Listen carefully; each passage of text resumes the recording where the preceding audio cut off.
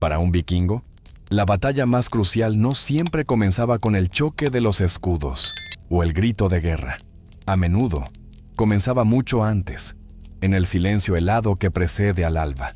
En esa quietud suspendida, conocida como la hora del lobo, se libraba una guerra invisible, una guerra interna contra el miedo, la duda y la desesperación que amenazaba con congelar el alma antes de que el acero lo hiciera con el cuerpo. Este era su verdadero campo de batalla interior. Y es aquí donde debemos romper, desde el primer aliento, con el cliché del bárbaro sin miedo. La imagen del vikingo como una bestia sedienta de sangre que no siente temor es una caricatura, una simplificación que nos impide ver su verdadera fortaleza. Los vikingos no carecían de miedo, al contrario, vivían rodeados por él. Su verdadera genialidad, su secreto, no era la ausencia de miedo, sino la posesión de un sofisticado código mental para reconocerlo, metabolizarlo y convertirlo en el combustible para la acción. Este código no estaba escrito en ningún libro de leyes. Había sido forjado en el hielo, transmitido en el silencio entre palabras y reforzado en el muro de escudos. Era un conjunto de modelos de pensamiento, rituales silenciosos y principios sociales que permitían a un individuo enfrentar la muerte, la pérdida y una incertidumbre extrema. Un software psicológico desarrollado a lo largo de milenios para operar en el límite de la experiencia humana. En este viaje, exploraremos los pilares de ese código. Descifraremos su compleja comprensión del destino, el weird, que no paralizaba, sino que liberaba. Analizaremos la economía de la honra, la haminja, esa cuenta bancaria espiritual más valiosa que el oro. Veremos cómo el clan funcionaba como un sistema nervioso externo, regulando el pánico individual. Y descubriremos las técnicas neurocomportamentales que usaban, sin saberlo, para regular su estado emocional antes de la batalla. Y esta es nuestra promesa. Al descifrar este código ancestral, no solo entenderemos mejor al vikingo y su mundo, descubriremos técnicas de resiliencia y de gestión del miedo que son sorprendentemente aplicables a nuestras propias batallas modernas, porque todos, de una forma u otra, enfrentamos nuestra propia oscuridad antes del amanecer. El primer paso en esta preparación mental era entender qué estaba realmente en juego. No era la vida. La vida era fugaz, un soplo de vapor en el aire helado. Lo que estaba en juego era aquello que podía sobrevivir a la muerte del cuerpo. Para un vikingo, la reputación, el orstir, no era vanidad. Era una especie de alma externa, lo único que realmente no podían matar. Esto creaba el conflicto supremo en la hora más oscura.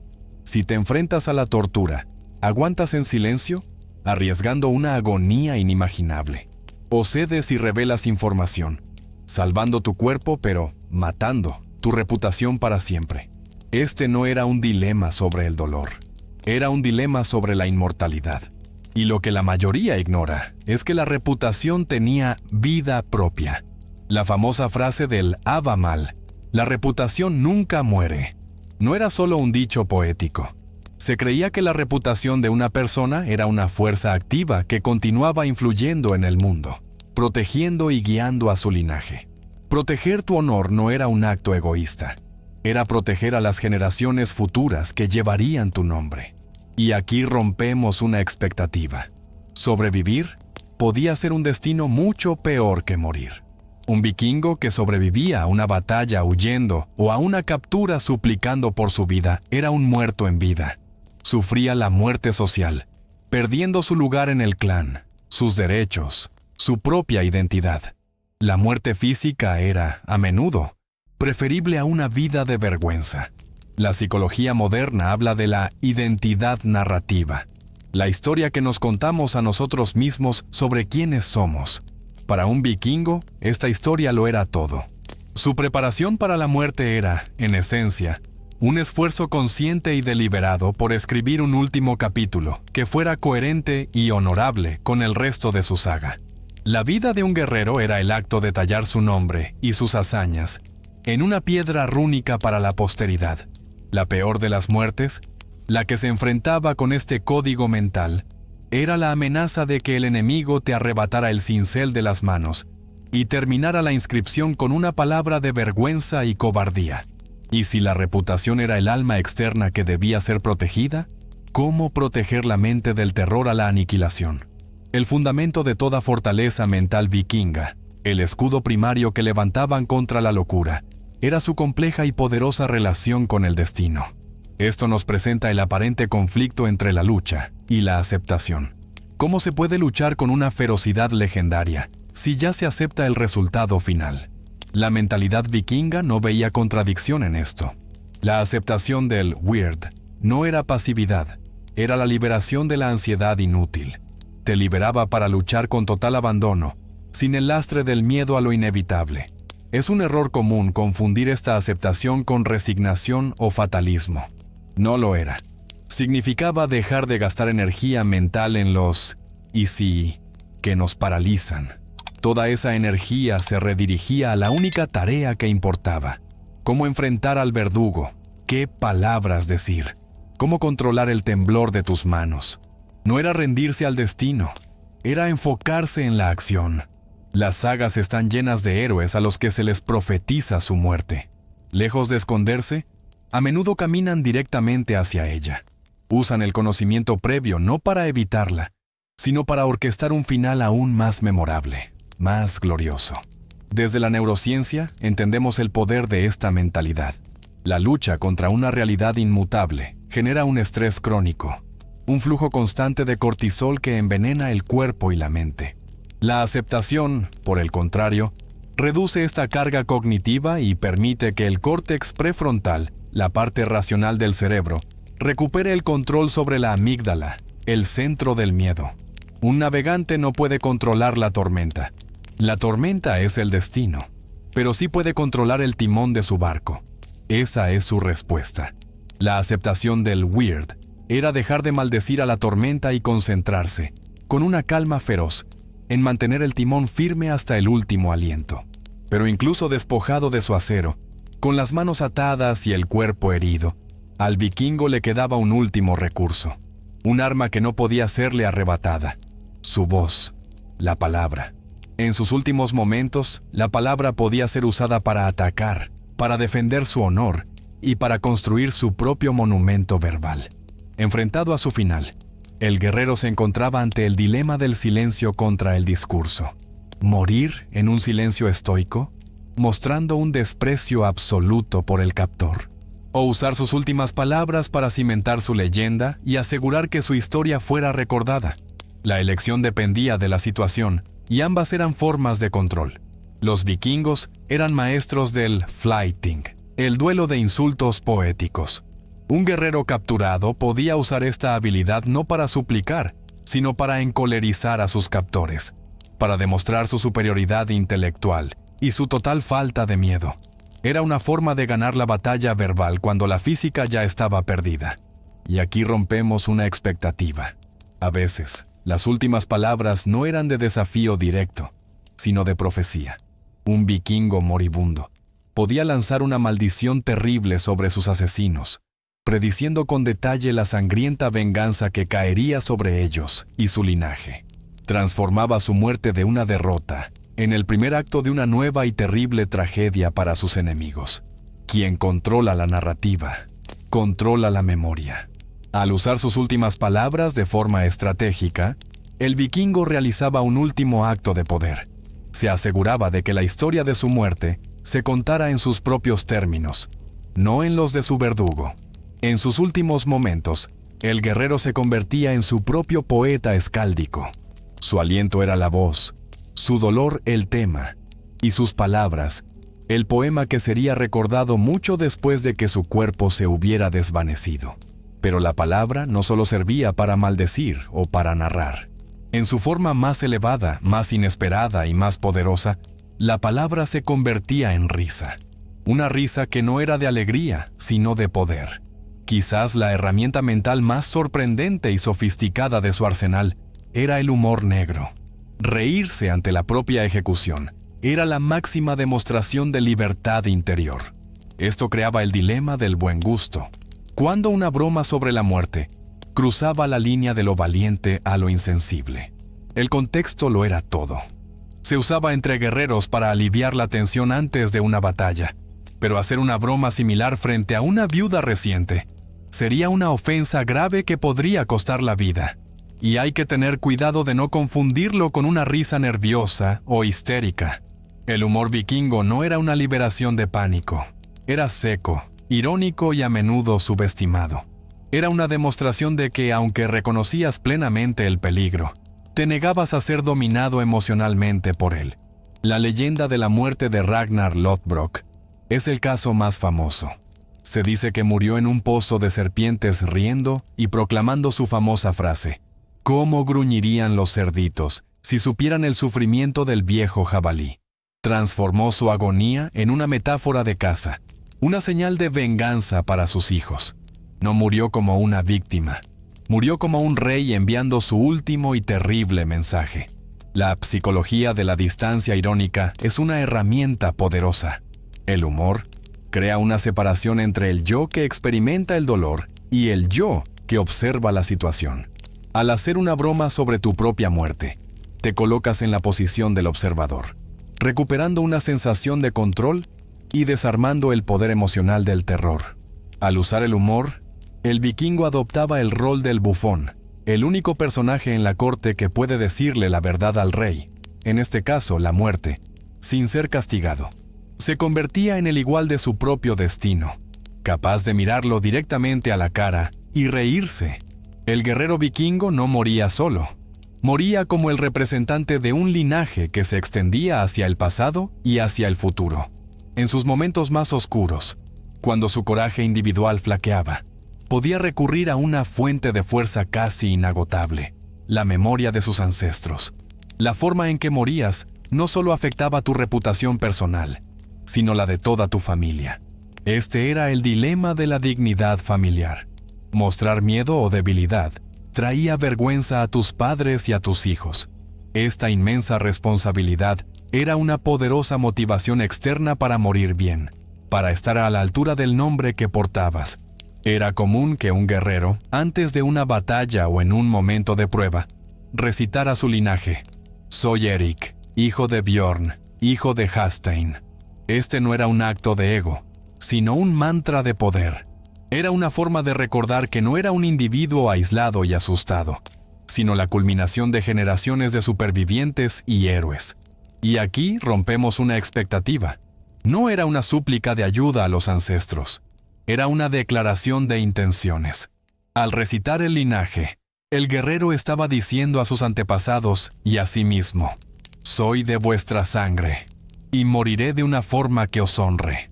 Era una promesa solemne de mantener el estándar de la familia. Saber que formas parte de una cadena que te trasciende reduce la importancia existencial de tu propia muerte. Tu fin no es el fin de la historia, es solo el final de un capítulo. Esta psicología de la continuidad disminuye la ansiedad y el miedo a la aniquilación personal. Si el futuro era incierto y aterrador, el pasado era una roca sólida. El linaje era un ancla que el guerrero podía lanzar hacia atrás en el tiempo para sujetarse, encontrando estabilidad en la fuerza de sus raíces mientras la tormenta del presente arreciaba. Pero si el pasado era el ancla que le daba estabilidad, el futuro era su arma más afilada. El mecanismo de la venganza era un pilar fundamental de la sociedad vikinga y una poderosa herramienta psicológica para el moribundo. Le permitía proyectar su poder y su voluntad más allá de su propia muerte. La venganza no tenía por qué ser inmediata. Podía tardar años o incluso una generación en cumplirse.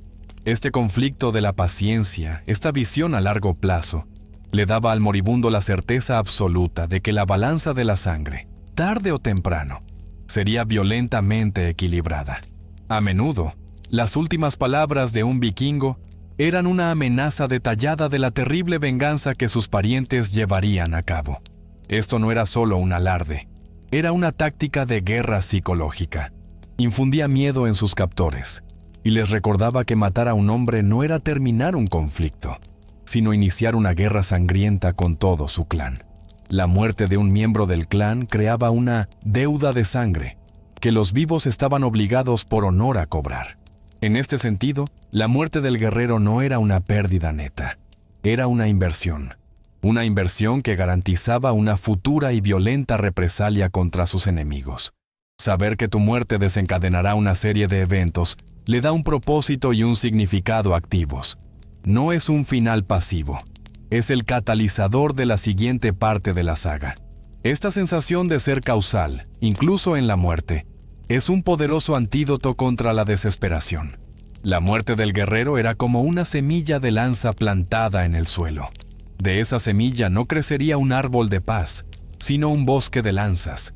Sus hermanos, hijos y parientes, que se levantarían para vengar su caída. Pero la promesa de la venganza futura solo era la mitad de la ecuación. La otra mitad era la actuación en el momento presente. La muerte de un guerrero notable no era un evento privado y solitario, era un espectáculo público. Su comportamiento en sus últimos momentos era su actuación final, con una audiencia tanto terrenal, sus captores, sus compañeros, como divina. El guerrero enfrentaba el dilema de la audiencia. ¿Para quién actúas en tu último aliento? ¿Para tus enemigos? ¿Para mostrarles tu desprecio y ganar su respeto a regañadientes, negándoles la victoria sobre tu espíritu? ¿O para tus compañeros, para inspirarlos y dejarles un último y glorioso ejemplo a seguir? El guerrero sabio tenía que equilibrar estos dos objetivos en su performance final. La creencia de que Odín y sus valquirias observaban los campos de batalla y los lugares de ejecución era una motivación inmensa. El guerrero sabía que estaba siendo evaluado, que su coraje estaba siendo juzgado para su posible entrada en el Valhalla. No podía permitirse una mala actuación ante los propios dioses. Y aquí rompemos una expectativa. Las sagas a veces relatan cómo un guerrero muere con tanta valentía, con tal desprecio por el dolor, que sus propios verdugos comentan su coraje. Ganar el respeto de tu enemigo en el momento de tu muerte era una victoria moral suprema. Una prueba de que tu Hamincha era tan fuerte que trascendía la propia derrota física. Desde la psicología, entendemos el poder de la performance. Ponerse en modo actuación crea una disociación saludable. Te conviertes tanto en el actor como en el director de tu propia escena, lo que te da una sensación de control y distancia del dolor y el miedo puros que, de otro modo, te abrumarían. El lugar de la ejecución era el escenario. El cuerpo del guerrero, su vestuario, sus últimas palabras, el guión, y su muerte, el clímax de la obra. Su objetivo era asegurar que la audiencia, tanto mortal como divina, se pusiera en pie y aplaudiera al final, garantizando que su saga personal tuviera una conclusión memorable. Pero esta actuación final en el escenario de la muerte no era un truco de teatro. Requería una disciplina de hierro, forjada a lo largo de toda una vida. Más allá de las palabras y los gestos, la principal demostración de fuerza mental era el control absoluto sobre las reacciones involuntarias del cuerpo, el temblor, los lamentos, las lágrimas. El cuerpo está biológicamente programado para reaccionar al dolor y al miedo extremo con gritos, temblores y lágrimas. La preparación del guerrero era una guerra de la mente consciente contra los instintos primarios de su propio cuerpo. Era el conflicto entre la biología y la voluntad. La vida vikinga era inherentemente dura y llena de dolor físico. Desde una edad temprana, se entrenaban para soportar el frío, el hambre y las heridas sin quejarse. Esta aclimatación al sufrimiento, este desprecio por el dolor, era la base de su estoicismo final. No era algo que se improvisara en el último momento. Y lo que la mayoría ignora es que no se trataba de una ausencia de sentimiento. No es que no sintieran el dolor o el miedo en su interior. La clave del honor residía en la no expresión, en la capacidad de sentir el infierno por dentro mientras se mantenía una fachada de calma o desafío por fuera. Desde la neurociencia, entendemos esta hazaña. La supresión de las reacciones físicas al dolor es una función del córtex prefrontal. Requiere una inmensa concentración y energía mental. Es, literalmente, la parte más evolucionada del cerebro imponiendo su voluntad sobre las partes más primitivas e instintivas. Imagina que tu mente es una fortaleza. El dolor y el miedo son un ejército sitiador que la bombardea. Un grito, un lamento o un temblor, Es una señal de que los muros están cediendo. El silencio físico, la quietud, era la demostración de que tus muros eran inexpugnables, sin importar la fuerza del asedio. Pero esta fortaleza interior, esta disciplina del silencio físico, no era la única opción para el final. Para los más grandes, para los que eran tanto poetas como guerreros, existía una forma aún más elevada de morir con honor. No era silenciar el dolor, sino transformarlo en arte. Componer un poema escáldico, con sus reglas métricas y metáforas complejas, requería tiempo y una mente increíblemente clara. Esto creaba el dilema del tiempo y la inspiración. Hacerlo mientras te enfrentas a una muerte inminente, con el cuerpo en agonía y la mente nublada por el miedo. Es una hazaña de concentración y fuerza de voluntad casi sobrehumana. El ejemplo más famoso es el Krakumal, el poema atribuido a Ragnar Lodbrok mientras moría en el pozo de serpientes. Aunque probablemente fue compuesto más tarde para honrar su leyenda, encarna perfectamente este ideal. Es un recuento desafiante de sus batallas, una expresión de su total falta de miedo y una alegre anticipación del festín que le espera en el Valhalla. La canción de muerte era la última ofensiva del guerrero. Era un arma final. Atacaba la memoria, asegurando que su versión de la historia fuera la que perdurara, a menudo de una forma tan poderosa que eclipsaba la propia victoria de sus captores. El acto de convertir el dolor, el miedo y la rabia en una forma de arte estructurada y hermosa es un poderoso mecanismo de defensa psicológico que hoy llamamos sublimación. Transforma la energía destructiva y caótica de la muerte en una creación ordenada y eterna. Al igual que el cisne que, según la leyenda, canta su canción más hermosa justo antes de morir, el guerrero usaba su último aliento para crear una obra de arte. Una canción que resonaría en los salones de hidromiel mucho después de que su voz se hubiera silenciado para siempre. Pero esta canción final, esta obra de arte creada en el umbral de la muerte, a menudo se complementaba con un acto puramente espiritual. Una forma de asegurarse de que, al llegar al otro lado, los dioses supieran exactamente quién eras y por qué merecías un lugar en su salón. El guerrero enfrentaba el conflicto de la elección. ¿A qué dios encomendar su alma en el último instante? A Odín para el Valhalla si eras un guerrero de élite. Quizás a Thor si morías defendiendo a tu gente. O a Freyja, que también recibía a la mitad de los caídos en su propio salón. La elección reflejaba la identidad, la vida y las aspiraciones del moribundo. Se cree que un guerrero podía ser marcado para Odín si se le tocaba con la punta de una lanza. Un hombre que se enfrentaba a una muerte segura podía realizar este acto sobre sí mismo simbólicamente o pedirle a un compañero que lo hiciera. Era una autoconsagración, una forma de dirigir activamente el destino de su alma. Y aquí rompemos una expectativa.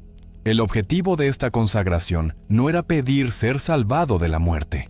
Era pedir ser aceptado después de la muerte. Era reservar tu plaza en el salón correcto, una vez que la inevitable transición hubiera ocurrido. No era una súplica, era una afirmación. Este acto es una forma de establecer una intención consciente para la transición de la muerte. Reduce el miedo a lo desconocido, al darle un destino y un propósito claros. Es una forma de navegar activamente la propia muerte, de ser el timonel de tu alma hasta el último puerto. El acto de consagración era como escribir una carta de presentación para el más allá. En ella, el guerrero declaraba su lealtad y su valía, esperando que, al llegar a las puertas, el guardián ya supiera quién era y dónde, en qué salón glorioso pertenecía. Pero la preparación espiritual era un diálogo con los dioses. Faltaba el último mensaje, el dirigido al enemigo. Una parte crucial de la preparación mental era cultivar un desprecio activo por el captor y su poder. El objetivo era negarles la victoria psicológica que buscaban al infundir terror. Esto creaba el dilema de la provocación. Provocar a tu verdugo con insultos o desafíos podía acelerar tu muerte, pero también corría el riesgo de que decidieran hacerla aún más lenta y dolorosa. Era un juego peligroso de guerra psicológica, una última apuesta en el tablero del destino. A veces, la forma más potente de desprecio no eran las palabras, sino el silencio total. Mirar al verdugo con una calma absoluta, con una fría indiferencia, como si fuera un insecto insignificante e irrelevante. Podía ser mucho más enervante que cualquier insulto. Era negarle incluso el reconocimiento de su poder sobre ti. Una historia de la saga de los Jomsvikings nos da el caso documentado más extremo. Se cuenta que uno de los prisioneros, al esperar su turno para ser decapitado, pidió un momento para peinarse. ¿Su razón? No quería llegar al Valhalla con el pelo desordenado. Este acto de vanidad mundana frente a la muerte es la máxima y más surrealista expresión de desprecio. La psicología detrás de esto es la inversión del poder. Al no reaccionar con el miedo que se espera de ti, la víctima invierte la dinámica. El verdugo, que espera controlar a la víctima a través del miedo, se encuentra de repente impotente, incapaz de obtener la reacción que busca. La víctima se convierte en el controlador de la escena emocional. El guerrero construía un muro de indiferencia a su alrededor. El dolor, los insultos y las amenazas de sus captores eran como olas que se estrellaban inofensivamente contra ese muro invisible. Dentro, en el santuario de su mente, él permanecía soberano y libre. Pero este teatro de desprecio, este escenario de muerte gloriosa, era un drama eminentemente masculino. La peor de las muertes tenía una connotación diferente para las mujeres, para quienes la batalla raramente era una opción. Su preparación mental no era para un final heroico, sino para la resistencia a otros horrores, a menudo más prolongados. Para una mujer capturada en una incursión, el conflicto no era la muerte, sino la esclavitud. Su peor final no era la muerte en sí, sino una vida de esclavitud y violencia sexual. Su lucha mental, por tanto, no era por una muerte gloriosa, sino por preservar un núcleo de identidad y dignidad en circunstancias de deshumanización total. Una de las malas muertes más comunes y temidas para las mujeres era morir en el parto. Su preparación para esta batalla no era con hachas, sino con rituales a las diosas del hogar y la maternidad, como Frigg y Freyja, y la confianza en la red de apoyo de las otras mujeres de la comunidad. Y aquí rompemos una expectativa. En algunas situaciones extremas, las sagas describen a mujeres que eligen el suicidio antes que la esclavitud o el matrimonio forzado con el asesino de su familia. En ese contexto, este no era visto como un acto de cobardía o desesperación, sino como un acto de agencia radical, un último recurso para controlar su propio destino y honor, cuando todas las demás opciones habían sido robadas. La fortaleza mental femenina a menudo no se manifestaba en actos de desafío público y espectacular, sino en una resiliencia silenciosa, la capacidad de soportar, de proteger a sus hijos a toda costa y de mantener viva la cultura, las historias y las tradiciones dentro del hogar, mientras los hombres luchaban en el exterior. Si la fuerza del guerrero era como un gran roble que se enfrenta a la tormenta con orgullo, la fuerza de la mujer era como la raíz que sobrevive bajo el hielo del invierno, invisible, paciente, silenciosa, preservando la vida hasta que la primavera, algún día, pudiera regresar. Pero este código de honor, esta raíz bajo el hielo, era un ideal, no una garantía.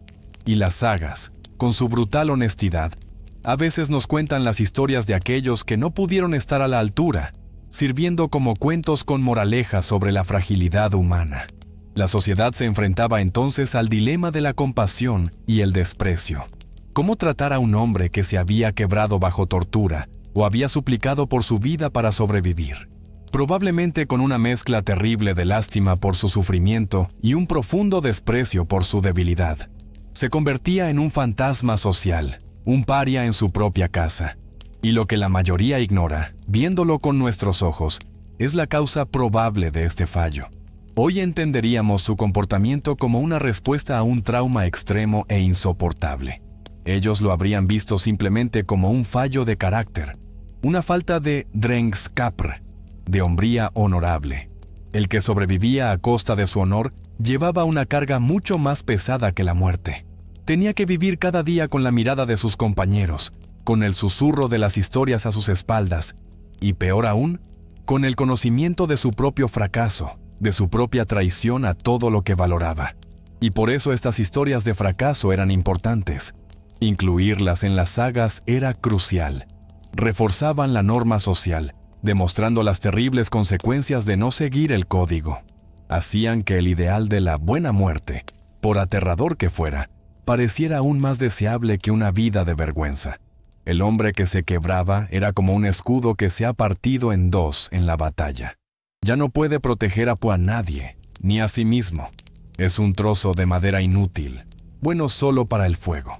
Un recordatorio de la fragilidad humana y un testimonio silencioso del golpe que no pudo soportar. Pero este miedo a la vergüenza, esta obsesión con una muerte honorable, nos lleva a un error común: pensar que los vikingos no amaban la vida, que su disposición a enfrentar la muerte venía de un deseo de morir.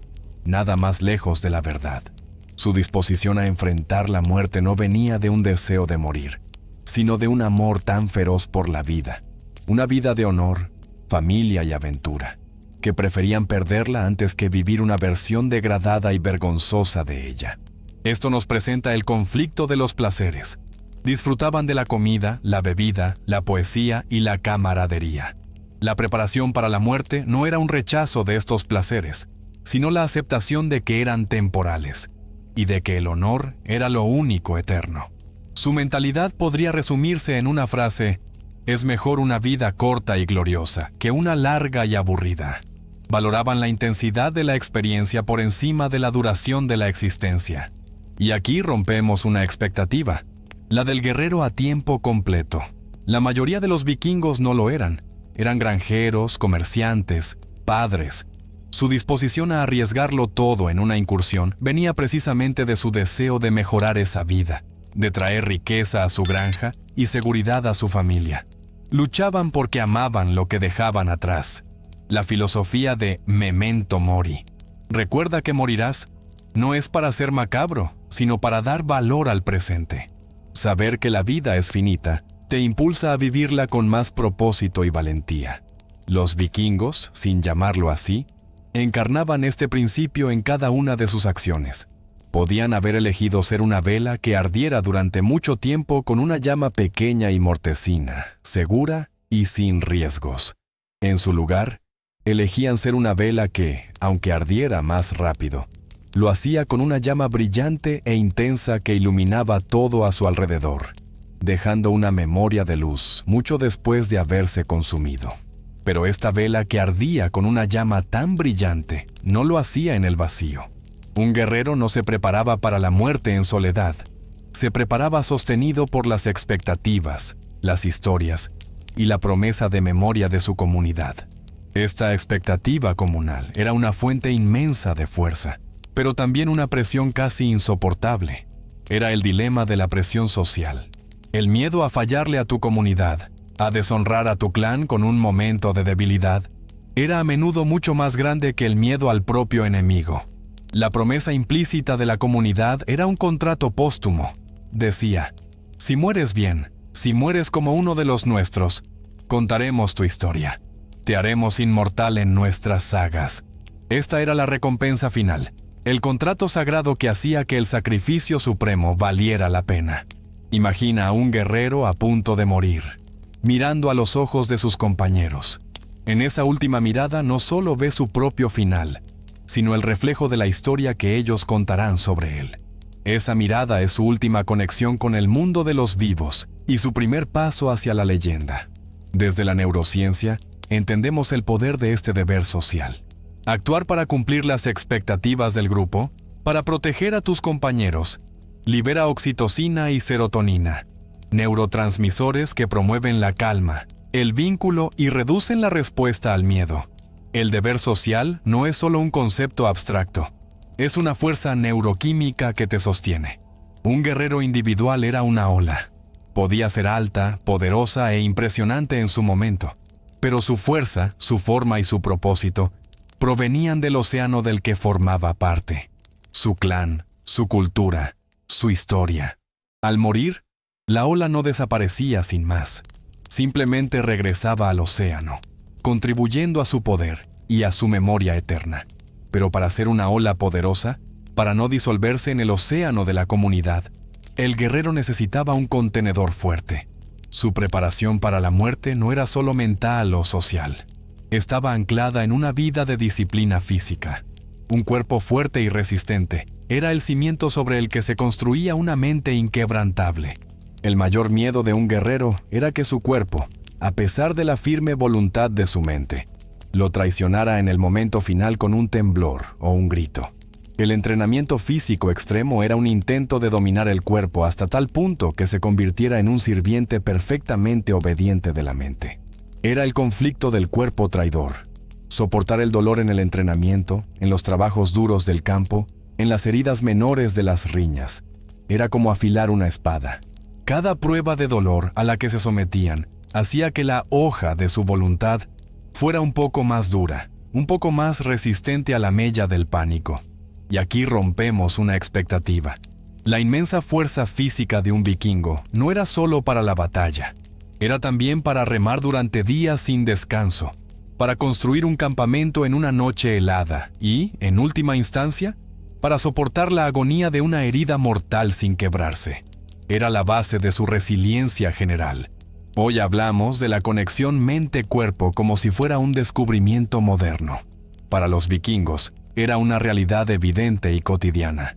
Sabían que una mente fuerte no podía habitar en un cuerpo débil, y que disciplinar el cuerpo era la forma más directa y honesta de disciplinar la mente. La mente era el timonel, pero el cuerpo era el casco del barco. No importa cuán hábil fuera el timonel para dirigir el navío, si el casco estaba podrido y débil, el barco se hundiría en la primera tormenta. La preparación física era asegurarse de que el casco fuera tan fuerte como el mejor roble. Después de explorar las diversas herramientas sociales, físicas y espirituales, llegamos a la aplicación final y más sublime del código mental vikingo. En su forma más elevada, la preparación para la peor de las muertes transformaba un acto de destrucción en un acto de creación, la creación de una reputación inmortal. Esto nos enfrenta al dilema de la vanidad y la gloria, donde termina el deseo de honor y empieza la simple vanidad. Es una línea delgada, pero en una cultura que creía firmemente que la reputación era la única forma de inmortalidad, la vanidad de querer ser recordado era, de hecho, la virtud más alta. Para el guerrero ideal, su muerte no era un final trágico, era su obra maestra. Toda su vida había sido el aprendizaje, el boceto, la preparación. Sus últimos momentos eran la pincelada final que completaba la pintura de su saga y la firmaba para la eternidad. Y es crucial tener cuidado con la romantización. Debemos recordar el horror y el dolor reales que implicaban estos finales. Esta perspectiva no eliminaba el sufrimiento, pero le daba un marco de significado que lo hacía soportable. No morían sin miedo, morían a pesar del miedo, transformándolo. El psiquiatra y superviviente Viktor Frankl escribió sobre cómo encontrar un propósito puede ayudar a soportar cualquier sufrimiento. El código mental vikingo es un sistema ancestral diseñado para encontrar un propósito heroico, incluso en las circunstancias más desesperadas, transformando el sufrimiento en un sacrificio lleno de significado. La vida de un hombre era un grito en un valle. Podía ser un grito corto, pero si era fuerte y claro, su eco resonaría entre las montañas durante mucho, mucho tiempo. La buena muerte, sin importar las circunstancias, era asegurarse de que el eco de tu vida fuera heroico y duradero. Después de este largo viaje a través de la oscuridad, después de explorar las anclas, las armas y los escudos del alma, llegamos al veredicto final. La fuerza mental vikinga no era sobre no tener miedo, sino sobre negarse a ser definido por él. Su preparación era un conjunto de herramientas para transformar un momento de impotencia física total en un acto de máxima soberanía mental. Esta fortaleza no era un truco mental, sino el resultado de todo un sistema cultural holístico. Se basaba en la fe en el destino, que liberaba la mente, en la estructura social del honor y la vergüenza, que reforzaba el coraje, en la promesa de la venganza, que daba un propósito a la pérdida, y en el poder de la poesía y la disciplina de toda una vida. Y así, en última instancia, el objetivo del guerrero vikingo era arrebatarle al enemigo el poder de escribir su final. El captor podía destruir el cuerpo, pero con su código mental, El vikingo se reservaba el derecho de escribir el epílogo de su propia saga, de controlar la historia que dejaría atrás. Y esto nos deja con una última lección. Todos, en nuestras vidas, nos enfrentamos a finales. El fin de una relación, de una carrera, de una etapa de la vida o de la vida misma. La preparación vikinga nos enseña que, aunque no siempre podamos controlar el resultado, siempre tenemos el poder de elegir cómo lo enfrentamos y qué historia contaremos sobre ello. La dignidad final es ser el dueño de nuestra propia narrativa. Los dioses observan, y la historia real no perdona a los que miran en silencio. Comenta tu visión y suscríbete si sientes que esto también es parte de ti.